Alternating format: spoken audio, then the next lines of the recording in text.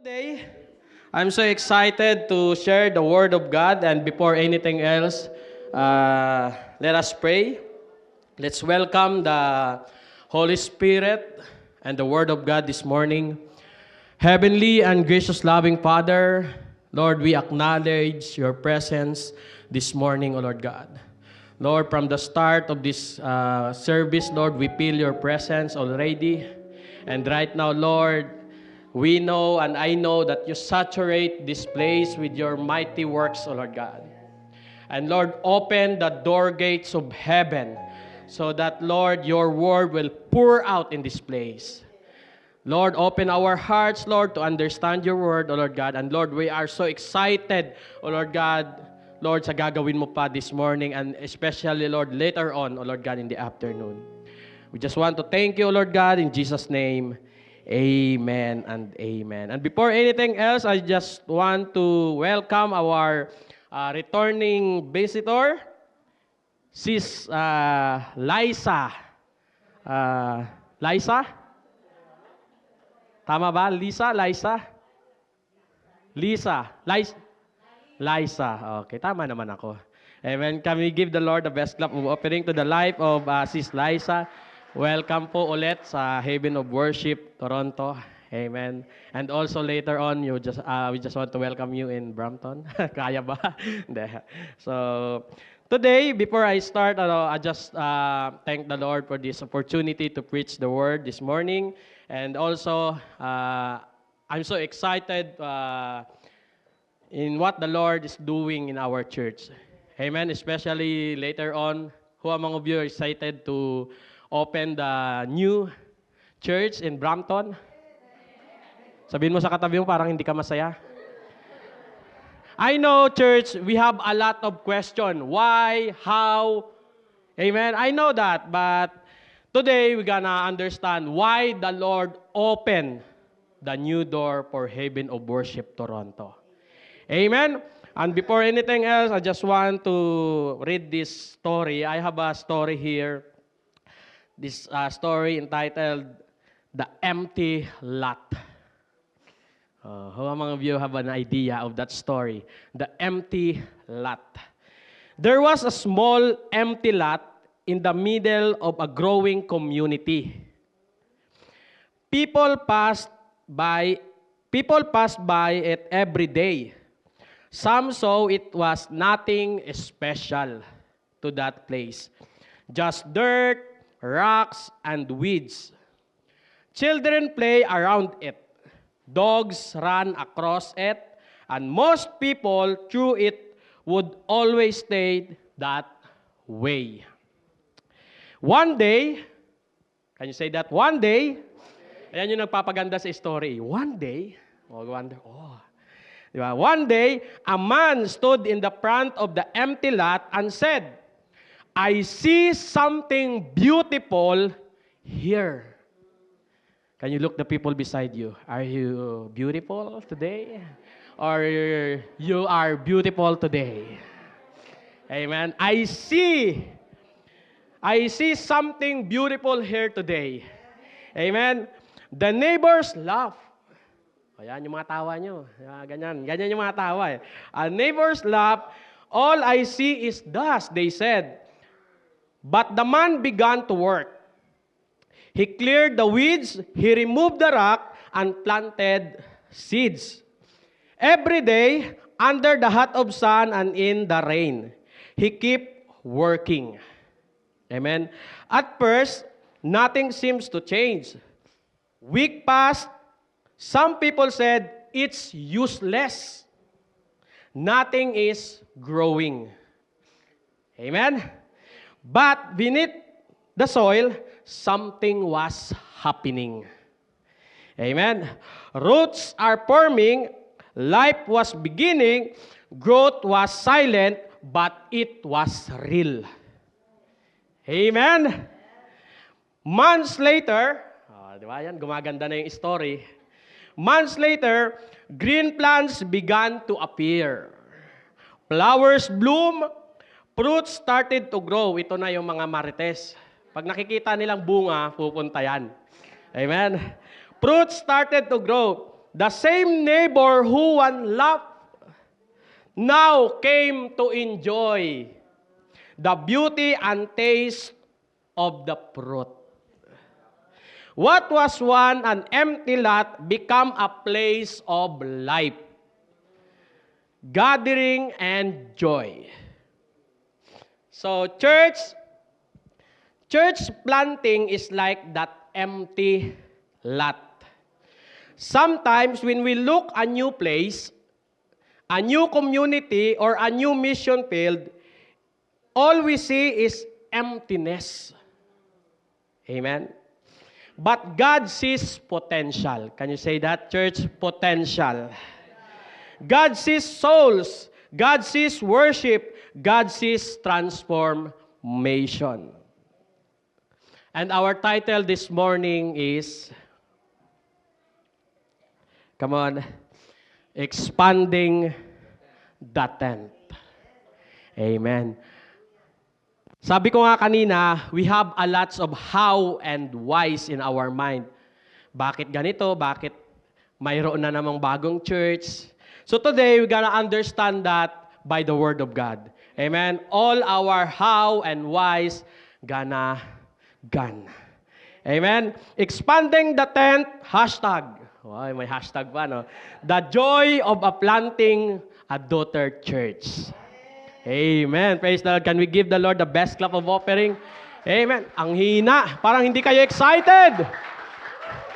Alam niyo ba, church, tinatagalan ko kung masyado kayong tahimik. Amen. So our main text for today is in Acts chapter 13, verse 1 to 3.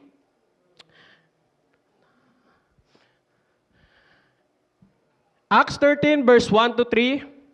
In the church of Antioch, there were some prophets and teachers. They were Barnabas, Simeon, also called Niger, Lucius from the city of Cyrene, Manaen, who had grown up with the king Herod, and Saul. Verse 2, these men were all serving the Lord. Ulitin ko po ha. These men were all serving the Lord and fasting when the Holy Spirit said to them, appoint Barnabas and Saul to do a special work. Can you say that, church? A special work for the Lord.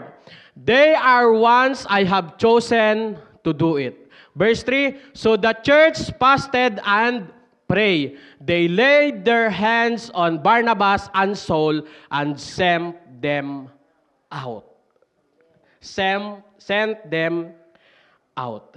So today, church, it's not just an ordinary service.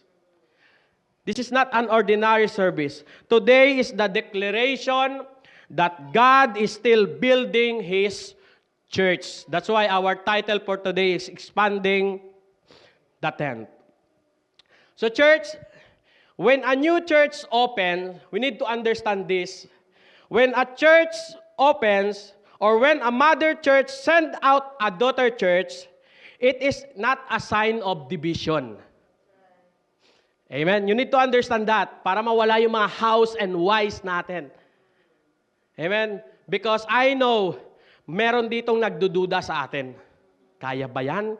Mahal ng renta? Malayo? But it is not a sign of division. It is not a sign of multiplication. Mathematics yata to. It is not about losing people. It's about reaching the people. Amen? It's not about shrinking. It's about stretching. Amen? And in the book of Acts, yung binasa po natin, in the book of Acts, the church in Antioch was strong, united, and growing church. That's the background of the church. The church of Antioch is very strong. They are united and growing church. Pwede po nilang sabihin, they could have said, let us enjoy what we have. That's the mindset of the big church today. Let us enjoy that we have. Dito na lang tayo lahat. Total, malaki naman na tayo, church. Amen? Pwede po nilang sabihin yon, but instead, while they were worshiping and fasting, the Holy Spirit said, "Set apart for me Barnabas and Saul for the work to which I have called them." It means it is not finished yet. Kailangan nating lumabas. Amen? Hindi pa tapos. Sabihin mo, hindi pa tapos. Hindi pa pwedeng mag-relax. Amen? The church did not hold them back. All the leaders, yung mga leaders na magagaling, the church did not hold them back. They released them. Can you say that? Release. Release. Amen? That's why wag kayong puro how, why, paano na si Pastor GR, wala na siya dito, doon na siya. Release. Amen? And because they released them, the gospel spread on Brampton. Oh, no. Brampton ba to? Nation. Wala man lang natuwa sa joke ko na yan. Masyado kayong nakatingin sa kapugian ko. Gospel spread to nation. Amen?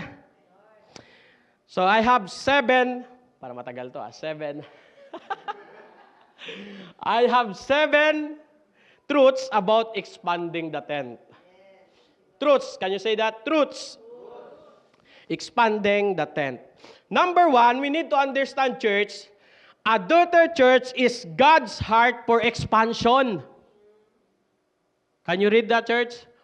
A daughter church for expansion. You know what? From every beginning, God's heart has always been in multiplication. Remember that, church. God's heart is always in multiplication. Did you remember in the book of Genesis, what the Lord said in the book of Genesis? Be fruitful and multiply. That's the command. How about in New Testament? The command is, in the New Testament, go and make disciple. Amen? And in the book of Acts, if you study the book of Acts, the church, that's why the church in Antioch is spreading from Jerusalem to Judea to Samaria and then the ends of the earth. That's why nag-i-spread ang lahat ng churches because God is the God of multiplication. Amen? And Jesus said in Matthew 16 verse 18, I will build my church, and the gates of hell shall not prevail against it. Notice, church, Jesus did not say, I will. You will, I mean. God did not say, you will build my church, ninyo. God said, I will. Jesus said, I will build my church. So that church in Brampton or dito, hindi po ito ating church. This is God's church. Amen? Amen? Kapag God church yan, it means God will provide yan. Amen? He said, I will build my church. So church, when we open a daughter church, we are cooperating with what Jesus already doing. Nagko-cooperate tayo in what Jesus already doing. The church is not a building. Remember that. It's not a building. Church is not a building. The church is people sent with a mission. Yan ang church. A people sent with a mission. Can you tell the people beside you, you have a mission? Yes, we have a mission. Sometimes our mission is impossible. Di ba? Mission impossible. But that impossible turned to possible with Jesus. Can we give the Lord the best clap of offering? Come on, make it louder. Number 2, a healthy church sends. It means this church, this Heaven of Worship Toronto, healthy. Hindi nyo ba nakikita? Masyado kayong Tingnan mo yung katabi mo, hawakan mo yung bilbil niya. Sabi mo, halata namang healthy talaga to. Wag lang si Pastor Francis. Wag niyong hawakan. Amen. It means this church is healthy. That's why we send. Amen. In Book of Acts, in verse 13, sabi doon, Antioch was blessed with a strong leaders. That's why naniniwala ako, our leaders that we send in Brampton is healthy and good leaders. Amen. They are strong leaders. Barnabas, Saul, and Simeon, Lucius, Manain, they are good teacher. And revival happened. Praise the Lord. Amen. Revival happened. You know what? Sometimes sa sobra nating pagkikip ng mga leader, na hindi tayo lumalago. Amen. Sa sobra nating keep ng mga leaders kasi magaling to, dito lang to. No. Kailangan isend. Amen. A church that only gathers becomes stagnant. Remember the church. A church that only gathers becomes stagnant. But a church that send become powerful. It means magsisend man tayo sa Brampton, this church will be powerful church. Amen? Naniniwala ka ba doon? Amen. Yes. This church will become a powerful mother church. Amen? Because, remember this, sending requires faith, sacrifice, and trust in God. Amen? Sending requires faith, sacrifice, we have a sacrifice, and trust in God. Amen?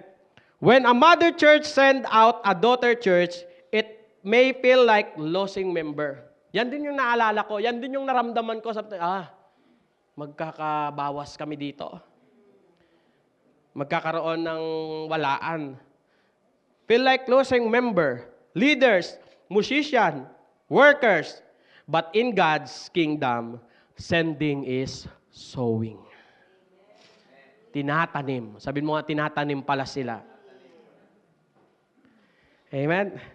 In God's kingdom, that people will not be lost. That people is a sowing seed for that place. Amen? So whatever you sow in obedience, God multiplies in blessing. Ulitin ko po yun. Whatever you sow in obedience, God multiplies in blessing. Napakaganda yata ang status yun. Diba? Whatever you sow in obedience, God multiplies in blessing. Amen? Number 3, a daughter church carries the same DNA. Remember this sa mga pupuntang Brampton. A daughter church carries a same DNA. A daughter church is not a competitor. It's a family. Amen. Just like a child carries the DNA of the parents, a daughter church carries, remember this, the same gospel, the same vision. Kung ano yung vision dito, yun din ang magiging vision nyo doon. The same spiritual culture, and the same passion for soul. Huwag kayong magtuturo doon ng kung ano-ano. Mga pastors. Amen? Baka doon mamaya may mga kinakasal na kayo kung ano-ano. May kinasal ako yung hayop sa tao. Diba? So, diba? So, we have a same DNA. Amen? The same gospel. Kung ano yung gospel natin, yun din ang pipreach nyo doon, gospel. Amen? Walang bawas, walang dagdag. Because we have a same DNA. This is your mother church. and you are a daughter church. Same gospel, same vision, and our vision here is seek and save the lost, to win souls and make disciple. That's our vision. Amen? Hindi bisyo, vision. Amen? So Apostle Paul planted many churches, but always carried the same message. Kung naalala niyo si si Apostle Paul planted a lot of church, but always carried the same message. Yung message lagi ni Paul, Christ crucified and Christ is risen. That's the message of Paul. That's why a lot of churches that Paul planted growing. Amen? In 1 Corinthians 3:16, Paul said, I planted, Apollos watered, but God gave the growth. Amen? Si Lord ang nagbibigay ng paglago. The growth does not depend on the pastor. Sabihin mo yan sa katabi mo, hindi kay pastor ang paglago mo. Kasi bihira kasi sa atin, bakit ka hindi lumalago? Si pastor kasi Amen? Ba't di ka nang nag-church? Si pastor kasi, pinapatamaan ako lagi. Why not going to church? Katabi ko kasi, chinichismis ako. Hindi pa ako binabayaran. Marami bang nangutang sa inyo? Ba't nakatawa kayo pag ganyan? Amen? So, the growth does not depend on the pastor. The growth does not depend on the building. It's not about the building. Mainit ba o malamig? Alam mo ba, a lot of Christians, they not go to church, especially in summer. Init kasi sa simbahan, walang aircon. And a lot of people, especially in the Philippines, they're looking with a good building. A lot of aircons, complete musician, complete bands, complete chair, a lot. But it not depends on the building. Growth depends on God. On God. Can you say that, church? On God. So our responsibility is faithfulness. God's responsibility is increase. Woo! Ganda nun. Our responsibility is faithfulness. Maging tapat ka, yan ang responsibilidad mo. At ang responsibility ng Diyos is to increase you and me. Amen? That is our responsibility. Number 4, a new church means new soul. New church means new soul. Why plant a daughter church? Why? Yan yung mga why natin eh. Because, church, you need to understand this, because these are still people who have never heard the gospel. I know a lot of people there did not heard the gospel. Not there, especially here in Toronto, a lot of people did not hear the gospel.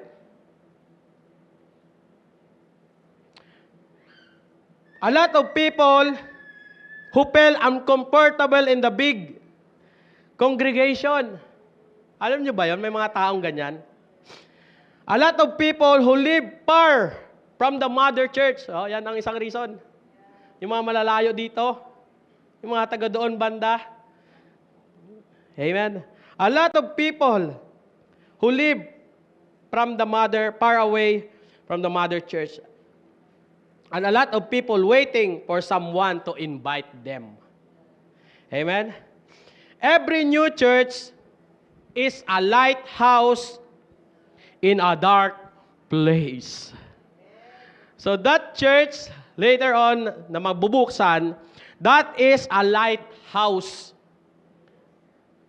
Hindi na yata heaven of worship. Lighthouse. Lighthouse Brampton. Ang gandang church yun ha. Lighthouse. Lighthouse in the dark place. Amen? So Jesus said in Luke 5 verse 7, that there is rejoicing in heaven over one sinner who repent.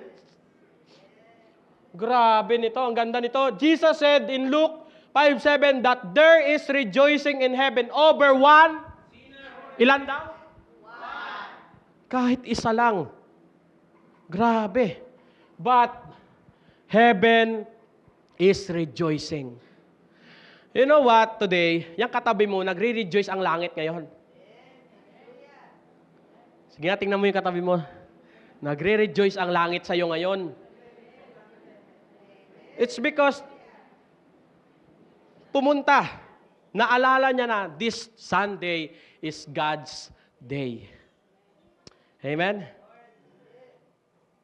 If one soul saved through the daughter church, heaven celebrate. Amen? How much more if doesn't? Hundreds, even generation are rich. Can you imagine the church? I know and we know that church is not only for one soul. That is for 100,000 of souls. Amen? Amen? Number 5, dito malawawala. Number 5, challenge will come, but God is faithful. Are you ready?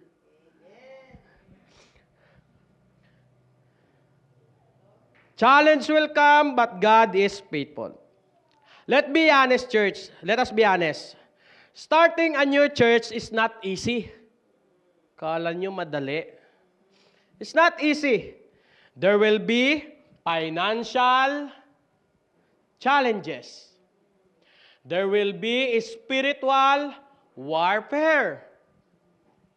And also, there is discouragement. Minsan, i-discourage ka. Huwag ka na kayang tumuloy. This is your last Sunday na lang kaya.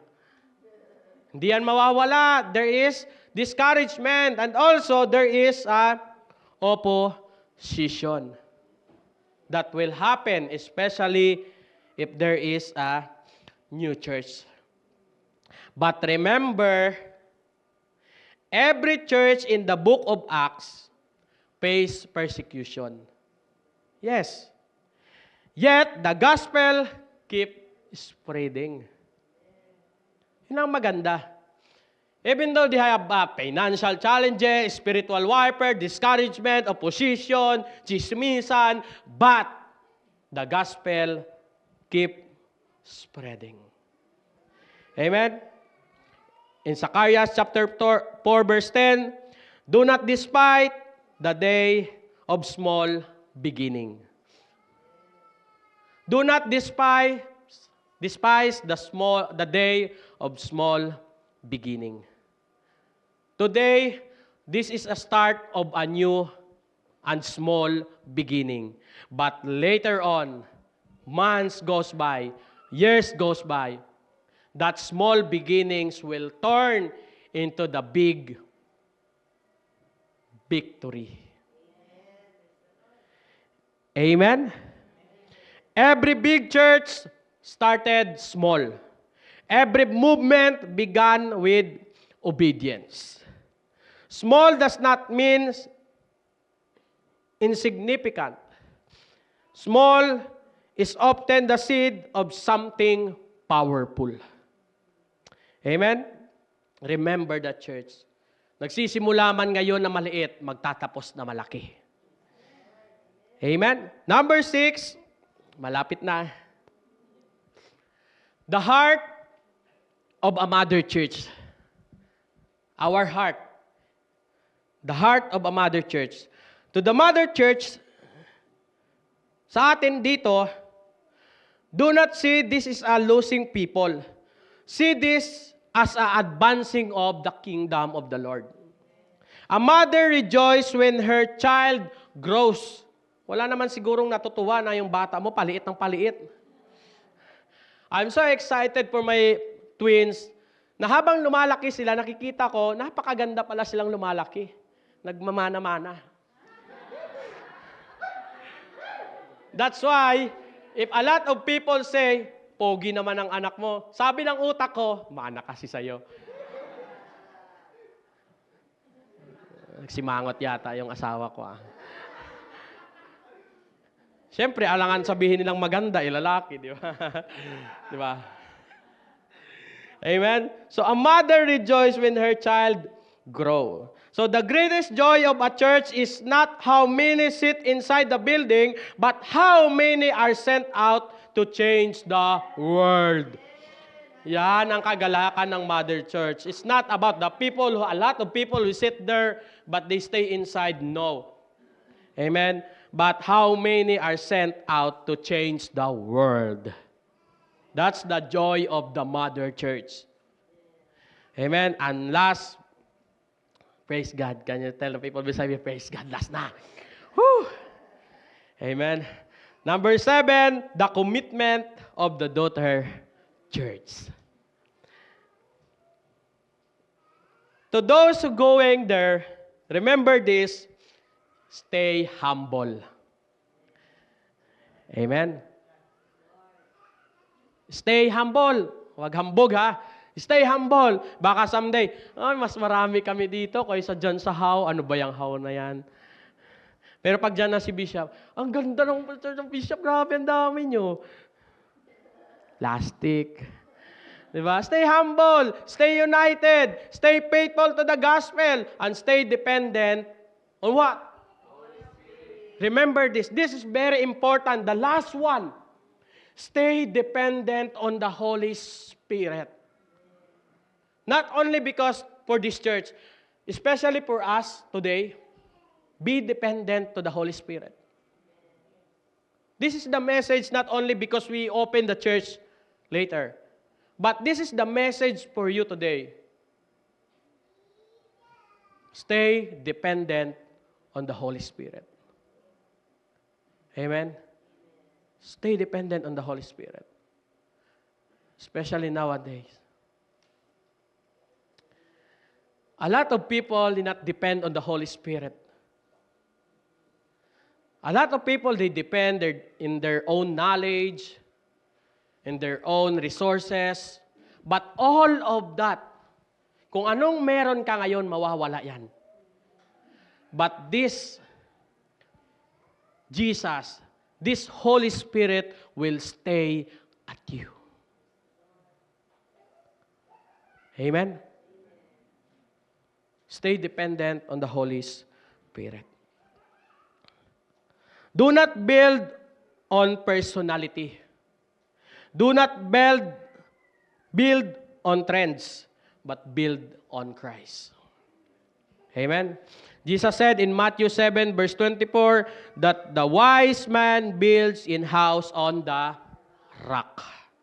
That is wise. Amen? Tatayo ka sa bato na pundasyon. If Christ is a foundation, storms will come, but the church will stand. Amen?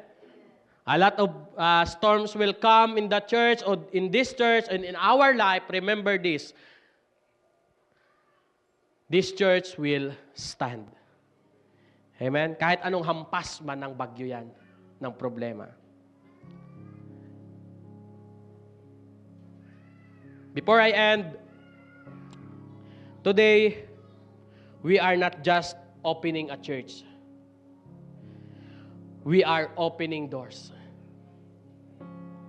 Doors of what? Salvation, healing, restoration, deliverance. Yan. Future pastors, missionaries, and worship leader. I'm so excited for what God doing in this church. Today, it's not only for the pastor. Alam ko na, sa totoo lang, ako'y sobrang galak. It's because I feel this. Before, when I go back in the Philippines, I have a mother church. And we're gonna open a 2 daughter church. Yes, there is a doubt, there is a opposition, there is a discouragement. But it's not about the people we say. It's not about the building that we have. But this is the opening doors for people, for salvation, healing, restoration. Because today, palala ng palala ang ating mundo. Yes. Kung nanonood kayo ng news,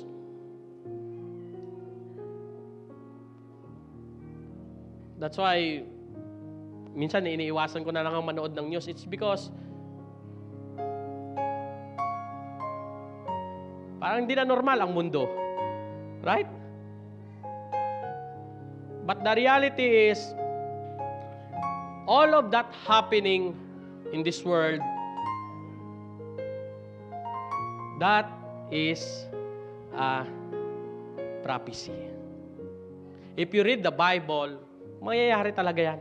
Hindi mo yan mapipigilan. That's why nagmamadali tayo mag-open. It's because for the salvation of the people. For the restoration, for the deliverance of the people. Years from now, someone will say, I found Jesus because this church was planted. Yes, balang araw may magsasabi sa atin yan. This is not about the past, the 9, 10, 7, 8 pastors that we have. That church will open later on. Parte tayo nun lahat. Amen? Sabihin mo nga, may kaparte ka doon. And later on, someday, a lot of people will say, I found Jesus because this church was planted. My family was restored because someone obeyed God. My calling was discovered because this daughter church existed. Amen? The impact will go beyond what we can see today. Amen? Remember this. The church was born in revival in Book of Acts. It grew through persecution. It expanded through sending. And it continues through obedience. And that's our prayer today. Amen? This daughter church is not just a new location. It is a seed, it is a mission, it is a declaration that gospel is still powerful. Amen? Pwede bang palakpakan natin si Lord? Gospel is still powerful. Let us pray, church, before we go to our Holy Communion. Lord, we just want to thank you, O God, for this brand new day, Lord. The day, O Lord God, that you set up for us. The day, Lord, that we can see the beauty of your holiness. Lord, this church belongs to you. Lord, build it. Protect it. Fill it with your spirit. Let soul be saved, O Lord God, in this church. In this church, Lord, and in this church later on na mag-open, O God. Let disciple be made, O Lord God. Let this daughter church become a mother church one day, sending even more workers into your harvest, O God. And Lord, help us, Lord, na mapagtagumpayan namin ito, Panginoon. And right now, Lord, we claim the victory. Lord, hindi pa lang nagsisimula, but Lord, right now, we claim the victory. We thank you for the advance, O God, for the victory. And Lord, right now, we allow, Lord, the move of the Holy Spirit in that place, O Lord God. Lord, we rebuke, O Lord God, the tactics of the enemy to that place. But Lord, we allow your power, we allow your anointing, we allow, O Lord God, your move in that place, O Lord God. And Lord, all the people, they come, O Lord God, they feel, O Lord God, your presence in that place. We thank you, Jesus. We know, O Lord God, na ikaw ang Diyos nagtatalaga nito, Panginoon. This is our prayer, O Lord God. In Jesus' name, amen.